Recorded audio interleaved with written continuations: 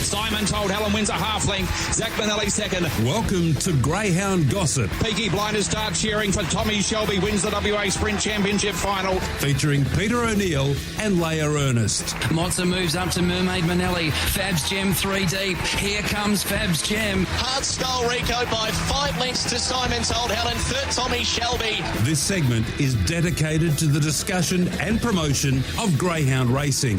Cindy's Oliver, Rockstar Patriot, Paul Stewart, back-to-back with Rockstar Patriot in the Galaxy. Handsome Prince, a boulder clear. The former Tasmanian Handsome Prince has won the $1 million chase. And a very good morning, as always, everyone. Tune in to Greyhound Gossip this Monday. And Peter O'Neill, a very good morning to you. Good morning, Leia. Good morning, everyone. Exciting times this week, of course. Friday night, we have the heats of the WA Sprint Championship. The following Wednesday, yes, that's right, Wednesday the 9th of August, we have the final of the WA Sprint and Distance Championship, and we'll find out, Leia, who will be representing Western Australia at the Nationals at the Meadows in Melbourne later in the month of August. Yeah, we're very much looking forward to it. And Pete, you'll be heading over for the Nationals as well. You must be looking forward to that.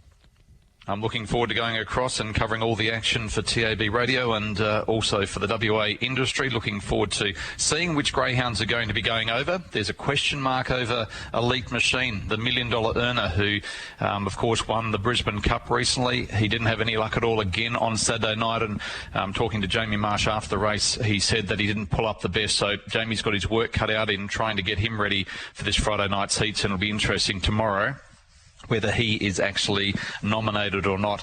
And well done to Shane Williams as well. Shane's couple of greyhounds that went up for the Darwin Cup had been struggling when they first arrived there.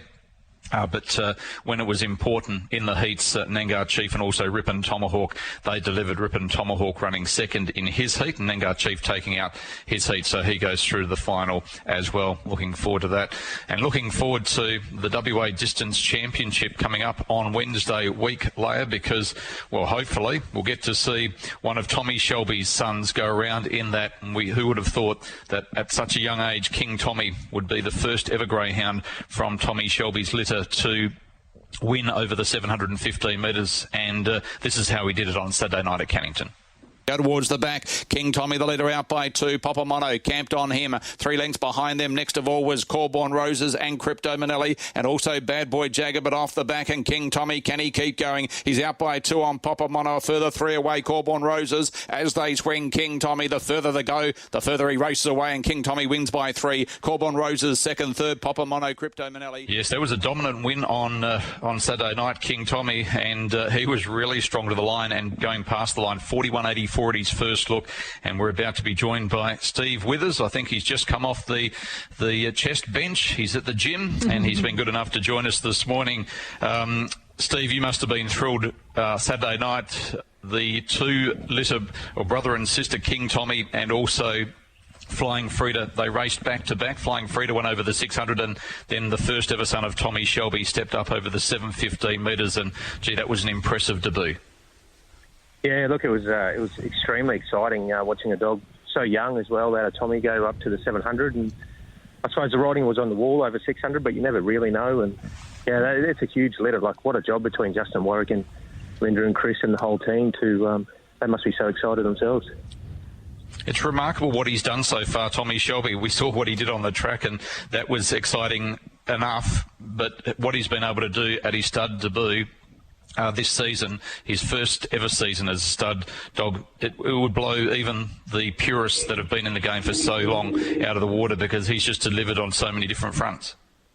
Yeah, look, there's no bigger supporters than us. Obviously, we're very biased in our views of Tommy, but it's even taken us aback how well he's gone at stud. He's had a winner in every state now. There's a dog at the Meadows that's only 18 and a half months old, and it ran 29.70, and you look at the other dogs that race there on Saturday night, it's an amazing run. It's got a huge future itself, like King Tommy and the rest of that litter.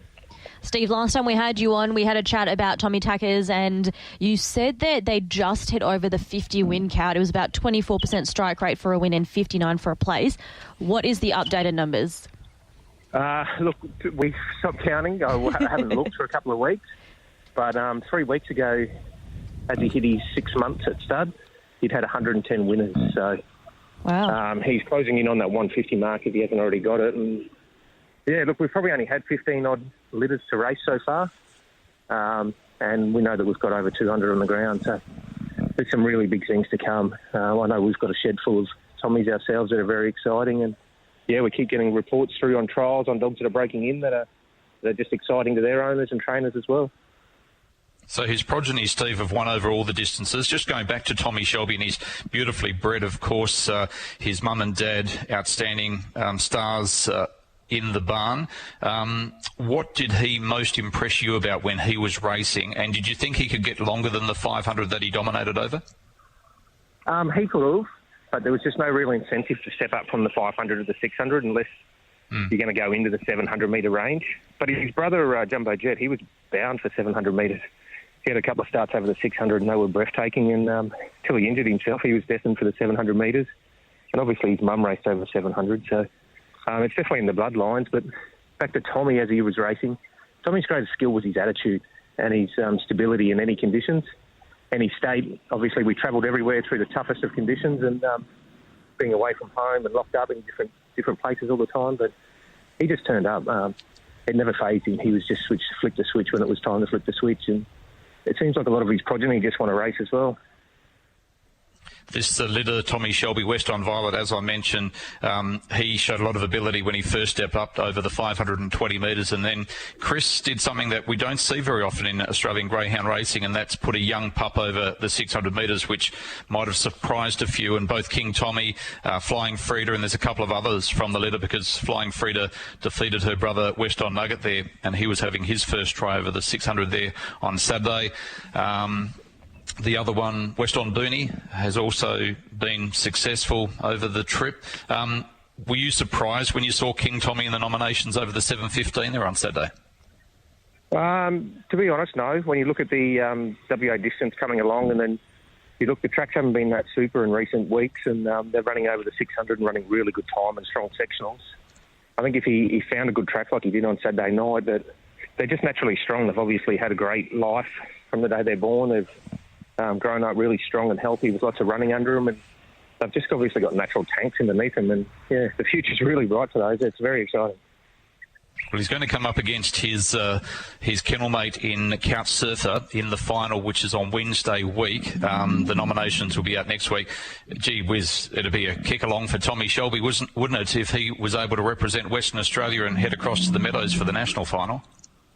Wow, that'd be outstanding. He'd do something that Tommy never got to do. Tommy won the sprint, but never got to represent through COVID times. And such a young dog at a staying trip, when you know the staying ranks are so open now with the big races, and there's so much there now, prize money and features. So, yeah, it'd be amazing to have a dog like that at that age, putting up so much promise so early. Well, Steve, it wouldn't be a surprise to us. We've been watching with a keen eye all of Tommy's progeny hit the track all over the country. And speaking of Melbourne, the 2023 Victorian Greyhound Awards come up in about 2 weeks' time. Will you and Kira be attending? Well, it's not our state, but we're actually in town on a separate piece of business, just going over there to look at some stud options and things with Tommy. So we're going along just as observers, I suppose you could call it. And, yeah, we'll see if we can organise something. Maybe there's an outrageous plan in the background bubbling away for Team Tommy into the Phoenix, possibly for a lot of work to go under the water yet, and there's a lot of research and there's a lot of money involved. But yeah, potentially we might look at doing something with Tommy into the Phoenix. Well, tell us about that, because you've got the $1.6 million Phoenix. The nominations, I think, are closing either later this week or in a couple of weeks' time. Is it a plan, and have you already put in an application for Team Tommy to go towards the Phoenix and have their own slot and have a Tommy Tacker running around in that final? The applications close in about 3 weeks' time at the end of the month, so we haven't actually applied, but we're in a concept stage at the moment. We're doing research, and obviously the maths is a big part of it, looking at how you break down prize money and what the costs are and all of those types of things, and how it reflects back on the business. But yeah, it'd be really exciting as a concept alone to have one as Tommy Shelby at stud and just leave it out there for the best possible son of Tommy or daughter of Tommy, be it that's racing at the time, to head towards the Phoenix. And hopefully with any luck and it works, it's something that we could have long-standing going forward into all slot races around the country. Well, he's got an exciting youngster that's already in Melbourne called Morton that has been flying. So and has been running some sensational times. So it probably could be a good idea. Well, look, he's had 2 starts, that dog, and he's 18.5 months himself, and he's run 5:07, 29.74 on Saturday night at the Meadows there, and the best Group 1 dogs in the country were there. Postman Pat went around and went 29.65 or something like that, so the gap doesn't seem that big. Baby JC might have run 29.80, so he's already in the realm, and he's 18.5 months old, so natural progression, you think. He's a very competitive dog, and that's not to say that there's not others bubbling along behind him waiting to come through. The race is 4 or 5 months away, so it's certainly a concept, and it certainly has a lot of merit to it. But, we just keep digging in and researching and see how it all comes together. All right, so we could be seeing Tommy Shelby or the team from Tommy Shelby purchasing a slot in the Phoenix at the Meadows later in the year, and it's one of the biggest races in Australia. Just before we let you go, there's a greyhound going around on Wednesday in a qualifying trial. His name is Erasmus Duke, and speaking with Jody earlier in the week or on the weekend, she told me that Erasmus Duke is the illegitimate son of Tommy Shelby. Well, that's who he's named after anyway. Tommy doesn't have any illegitimate sons running around, does he?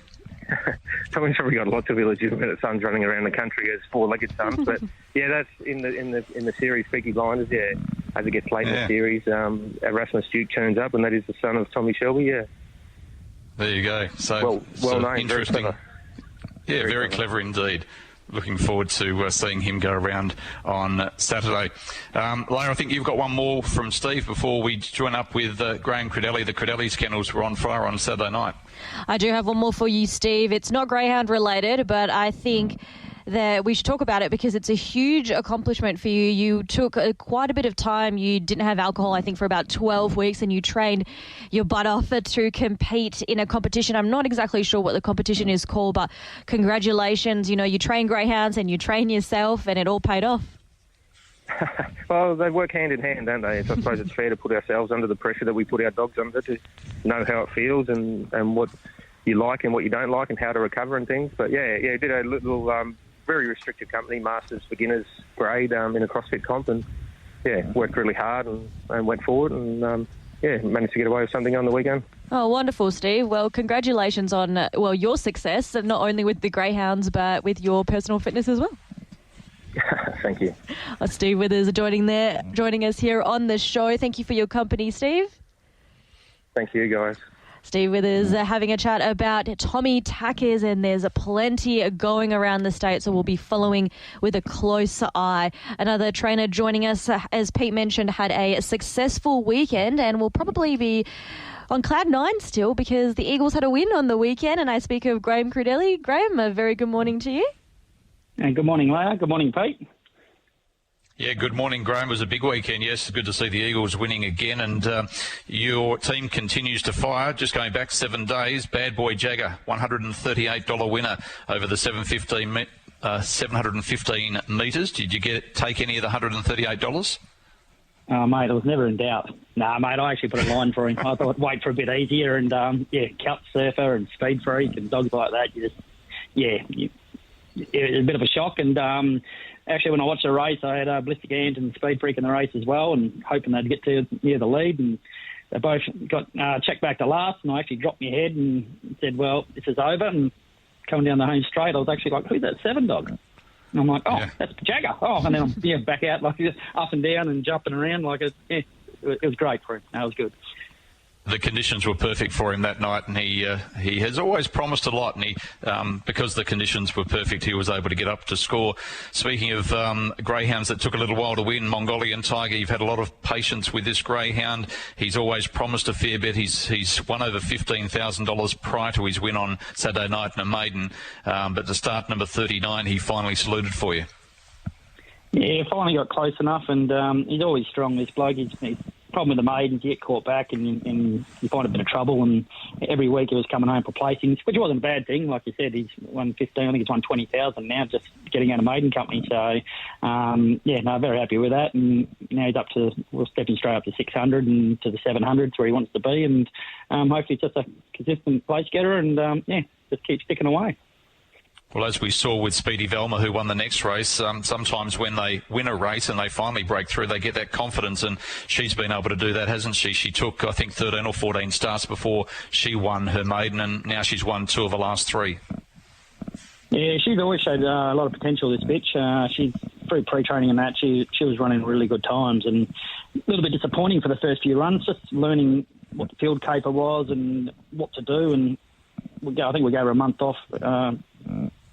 Before the last 3 runs, we gave her a month off and gave her a couple more trials, and she was still trolling her hands up the clock. So we're just like, oh, well, in she goes, and now she's learned what to do. She's put a few good runs in, so no, I'm happy with what she's doing. I thought she'd be a little bit stronger at the end, but I think that will come, and she's got plenty speed down the back, so no, I'm happy the way she's going.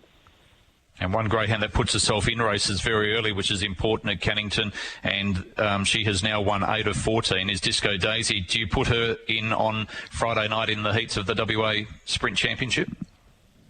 We won't at this stage, no. She's still very young and still learning the caper. Probably just go Saturday night with her and probably look at the Peter Thomas and go steady with her. She's young, she's a good beginner, but to go against the big boys just yet, we'll have a little bit of patience with her. Okay, and Ballistic Ant won over the 715 metres only narrowly, but finally she broke through. She'd been promising a bit as well. She'd been placed 4 of 10 over the distance. Is she a greyhound that you're likely to step into, or nominate at least, for the WA Distance Championship on Wednesday week? Yeah, she will be. She's made the Group 1 Galaxy as a youngster, and she's got speed early, and she can get down to a 42.2s, 42. I think she can get to a 42.10. So just needs the right track and the right runs, and a little bit hard against the better ones. But she's competitive and she puts herself in it. So no, she'd definitely be going for the national distance. It's been a remarkable year, hasn't it, for your dad and your family and the kennels. I think you're nearing on 100 wins so far at Cannington alone. So it's been a really good start to the year for you. Yeah, no, it has actually. A lot of and it's from pups we've bred, so there's not a lot of owners in the kennel at the moment. It's mainly just their own running around, and it's been handy to rear them and break them in and pre-train them, put them around, and get some city class dogs. It's encouraging and gets you up in the morning. How do you find, Graeme, that your greyhounds are going just racing purely at Cannington? I noticed that you don't really have any runners at Northam, with Mandurah currently going under construction. It hasn't really affected us too much. Mainly with youngsters would troll at Mandurah and then head to Cannington. We don't usually, our team, Damien normally heads to Mandurah, and we give him the Mandurah dogs, and we usually just stay on the Wednesday, Saturday. So basically, apart from the early trials for the pups, hasn't really affected us too much. So it's actually been not too bad. Looking forward to this week, of course, the WA Sprint Championship heats on Friday night, and then into the WA Sprint and Distance Championship final on Wednesday week. Mandurah's not too far away either, so there's lots happening on the WA scene. Your team's training plenty of winners, and the Eagles won for you as well yesterday, only narrowly, but were you there? No, I wasn't. I went to the Richmond game. I was watching the game yesterday at home, and it was good to get the win for the boys, and the young players just to get a feeling of what a win's like in the colours, and I think they'll be better in the next few years. It's just baby steps, and they'll keep getting better. You like this story. I was trying to organise a couple of interviews for Greyhound Gossip a few weeks ago after Elite Machine had won over in Queensland. I had a Daniel Williams in my phone, and I contacted him and said, congratulations on the win, and didn't get a response, and I found that strange. And then I texted him again on Sunday, said, Daniel, can you come on Greyhound Gossip tomorrow morning? He goes, yeah, no worries. And then he goes, what are we talking about? And I said, we're going to be talking about your win with Elite Machine. And he goes, I don't own any dogs, and you know Daniel Williams, who's in the West Coast Eagles cheer squad, and I had the wrong guy. It can happen. It's a bit weird to say name, so he would have been sitting there going, what are you talking about? Unless you're talking about the Eagles, he wouldn't. He was happy to come on the show, though. He would have spoken about anything, he said. But anyway, so at least I worked it out before, or we worked it out before he actually got on air. Anyway, congratulations on what the team's doing. Enjoy the week, and we'll look forward to catching up with you again soon. No, thanks, guys. Good on you. Graeme Crudeli joining us on Greyhound Gossip. It is an exciting time of the year, Leia. We're coming out of winter and going towards the Nationals. I love the WA Sprint and Distance Championship, and we'll have another winner of the WA Sprint and Distance Championship coming up next Wednesday night, so we'll lead into that next Monday. Chasing today at Northern, the Dale Cup final being the feature, so looking forward to heading up to the Avon Valley and calling all the action there, and you'll be taking us through race day.